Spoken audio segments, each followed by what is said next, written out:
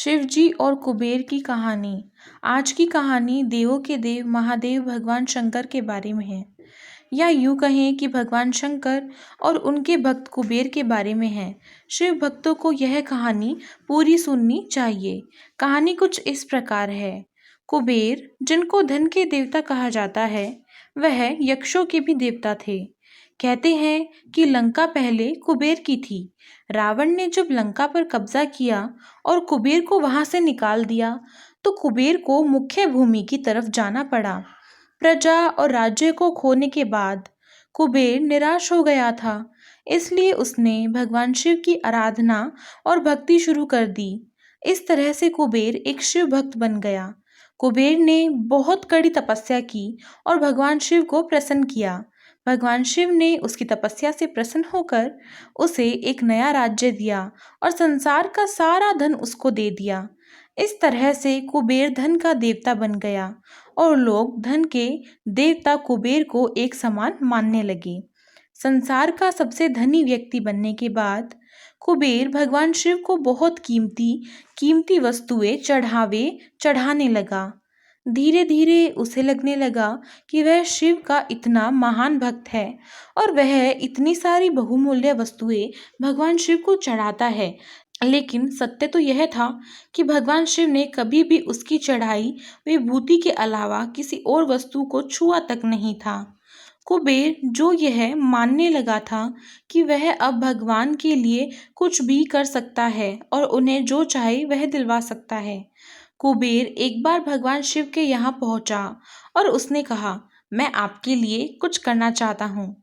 आप मुझे बताइए, मैं आपके लिए क्या कर सकता हूँ? भगवान शिव ने कहा, तुम मेरे लिए कुछ नहीं कर सकते, क्योंकि कुछ करने के लिए मेरी कोई आवश्यकता ही नहीं।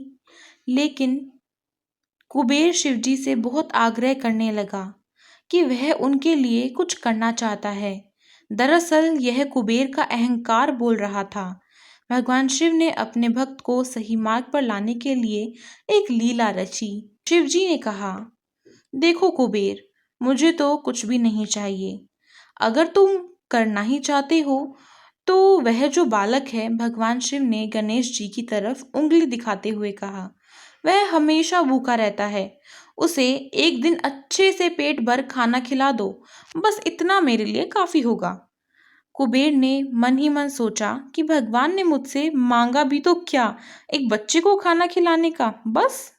यह सोचकर कुबेर गणेश जी को अपने साथ भोजन कराने के लिए ले गया।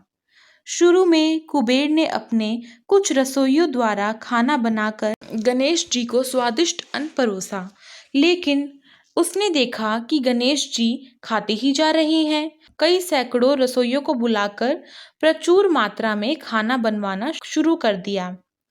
एक तरफ खाना बनता जा रहा था और दूसरी तरफ गणेश जी उसे खाते जा रहे थे। गणेश जी को इतना खाते देख कुबेर की चिंता बढ़ने लगी।